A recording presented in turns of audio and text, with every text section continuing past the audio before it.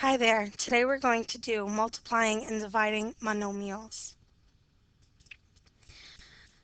Our objectives and standards are we're going to multiply monomials and we're going to divide monomials.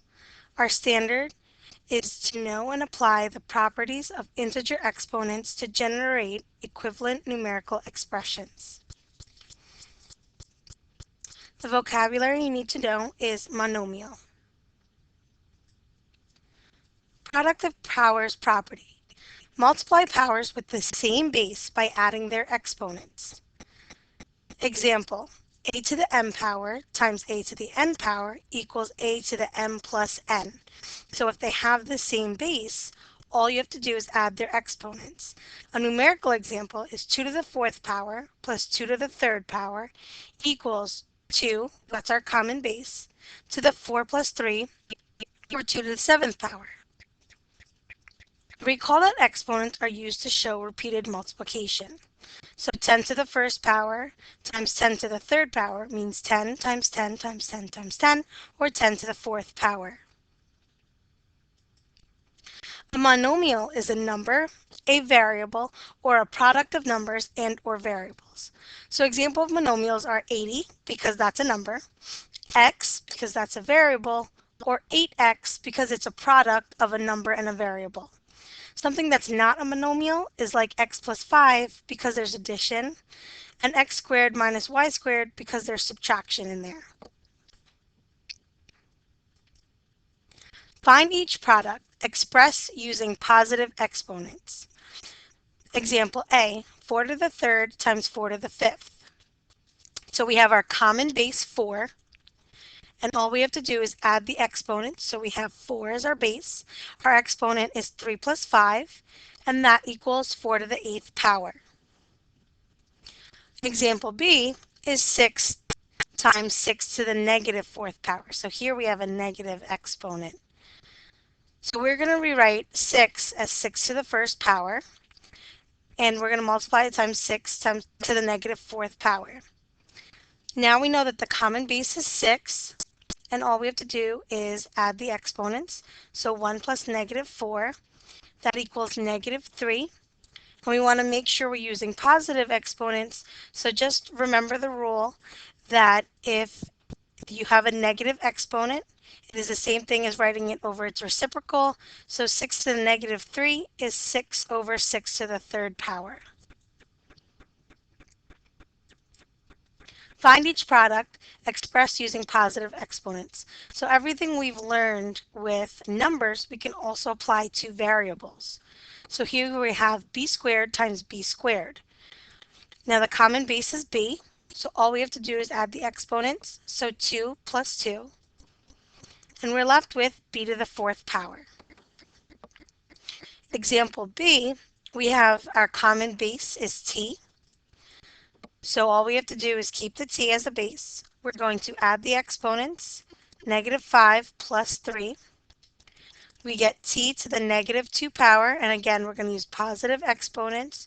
So we are going to take t to the negative 2 power and write it as 1 over t squared.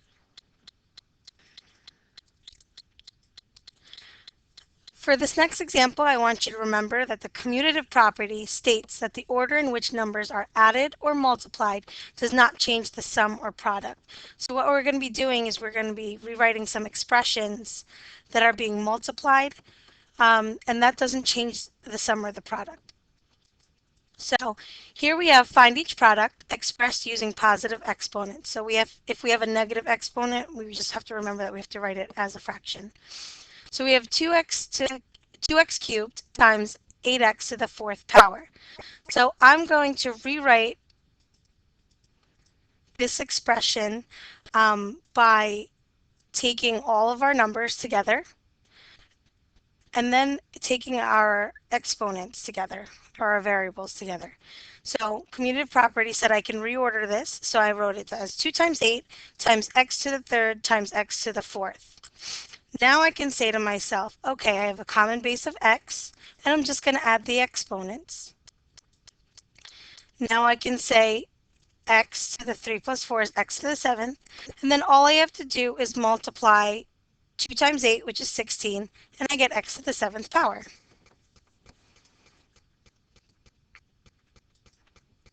Find each product expressed using positive exponents. So this is another example. Um, so the first thing we're going to do is we're going to rewrite everything using the commutative property of multiplication. So I'm going to take my numbers or my constants, I'm going to put them together, multiply them together.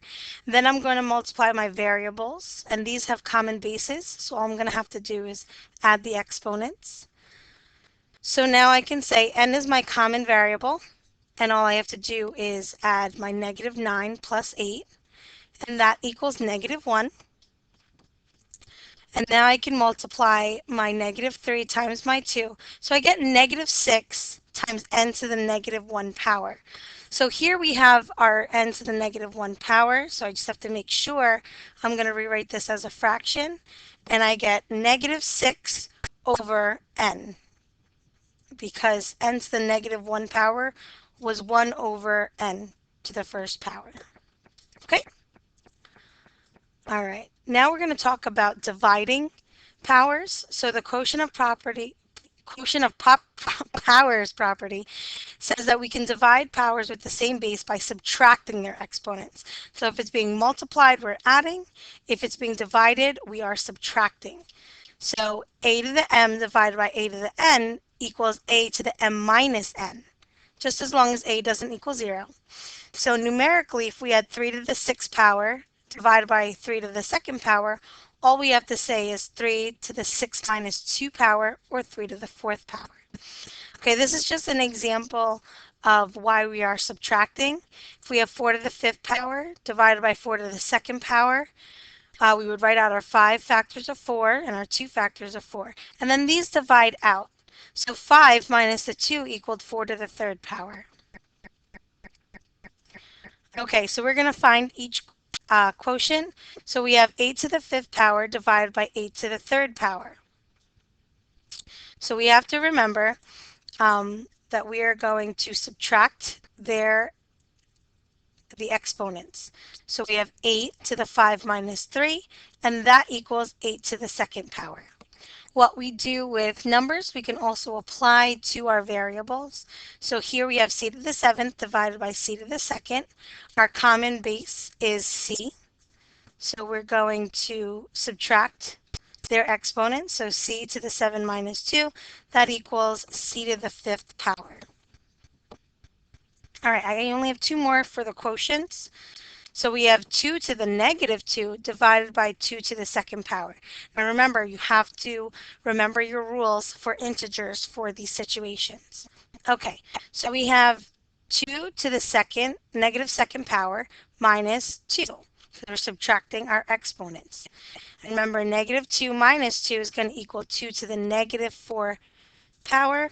And again, we can't leave a negative exponent, so we're just going to write it as our fraction.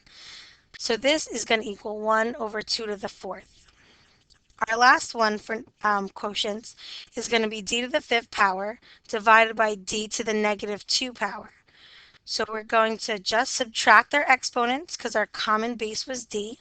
So 5 minus -2. And then if we use our integer rules, we'll see that's d to the 7th power. My last example is the table shows the approximate diameters of Earth, Mars, and Neptune.